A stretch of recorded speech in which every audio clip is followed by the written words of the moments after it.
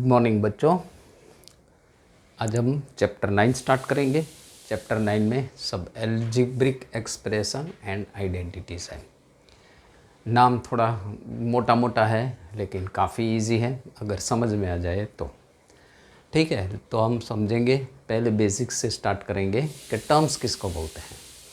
तो जो टर्म्स है 3x है, 5x है, 3x प्लस 3x, ये 5xyz माइनस 3yz, तो ये पूरा टर्म है। लेकिन उसके साथ जो नंबर लगता है, यानी कि यहाँ पे जो 3 लगता है या -3 लगता है, तो उसको हम कोएफिशिएंट बोलते हैं। तो हमारा पहला जो 9.1 का पहला क्वेश्चन ही है sorry, identify terms their coefficients for each of the following. तो 5xyz² माइनस 3zy में दो टर्म्स छिपी हुई है। एक तो 5xyz² और -3yz। हमेशा माइनस साइन इसके जो लेफ्ट में आती है, ये इसकी साइन मानी जाती है। मतलब कोई भी टर्म है, लिखी हुई टर्म है, तो इसके इस बगल में साइन जो है, मानो ये पकड़ लो, तो 4y³ के आगे कौन सी साइन है? प्लस है। अगर कुछ नहीं है साइन तो प्लस मान के ही चलना है। जैसे कि 2y के आगे कुछ नहीं है तो प्लस है, 3y² के इसके आगे क्या है? तो माइनस है, और कोएफिशिएंट इसका 3 है।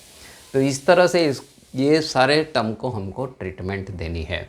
तो हम हमारे पहले क्वेश्चन नंबर 1 9.1 के 1 पे आ जाता है कि इसमें से टर्म्स आइडेंटिफाई करनी है और कोएफिशिएंट आइडेंटिफाई करना है। तो 5xyz² ये इसका टर्म है और इसका कोएफिशिएंट 5 है। दूसरा इसी में टर्म है -3yz और इसका कोएफिशिएंट -3 है। इसमें 3 टर्म है, 1 है, x है और x² है, और सबका कोएफिशिएंट इसका भी 1 है, इसका भी 1 है और इसका भी 1 है। इसमें 3 टर्म है, 4x² y², दूसरा टर्म है -4x² y² z², और तीसरा टर्म है z²। और सबका कोएफिशिएंट इसका 4 है, इसका -4 है और इसका 1 है।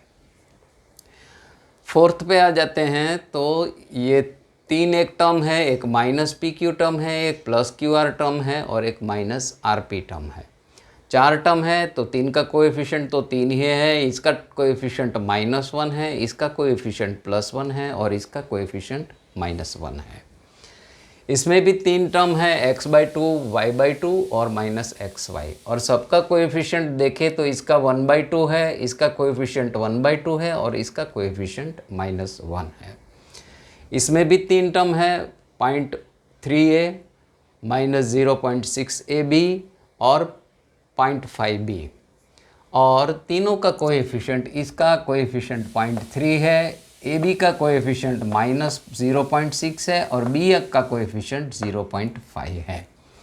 ठीक है, तो इतना तो आपको समझ में आ गया होगा। अभी मोनोमियल्स, बाइनोमियल्स और ट्राइनोमियल्स क्या चीज़ है ये समझ लेते हैं। अगर एक ही टर्म है तो इसको मोनोमियल्स बोलते हैं। अगर एक साथ, जैसे कि ये PQR सिर्फ एक ही टर्म है, तो इसको हम मोनोमियल्स बोलेंगे।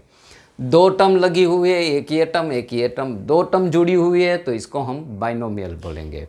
अगर 3 टर्म जुड़ी हुई है, जैसे कि 1 2 3, तो इस टाइप की टर्म को हम ट्राइनोमियल्स बोलते हैं। और बाकी 3 से ज़्यादा अगर है तो हम उसको पॉलिनोमियल्स बोलते हैं। तो हमारा यहाँ पे क्वेश्चन है कि classify as monomials, binomials and trinomials.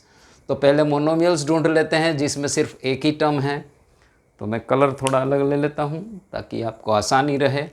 तो ये 1000 सिर्फ एक ही टर्म है यहाँ पे,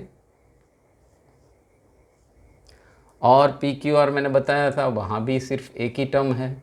ठीक है, बाकी बाइनोमियल्स पे अंडरलाइन करते हैं कौन कौन से बाइनोमियल्स हैं। तो ये 2 है तो बाइनोमियल्स है, ये 2 से ज़्यादा है तो ये बाइनोमियल्स में नहीं आएंगे, ये 3 है तो ये नहीं आएंगे, ये बाइनोमियल्स है।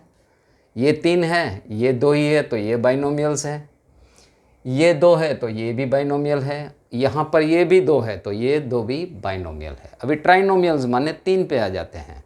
तो 3 के लिए हम ऊपर लाइन करेंगे कि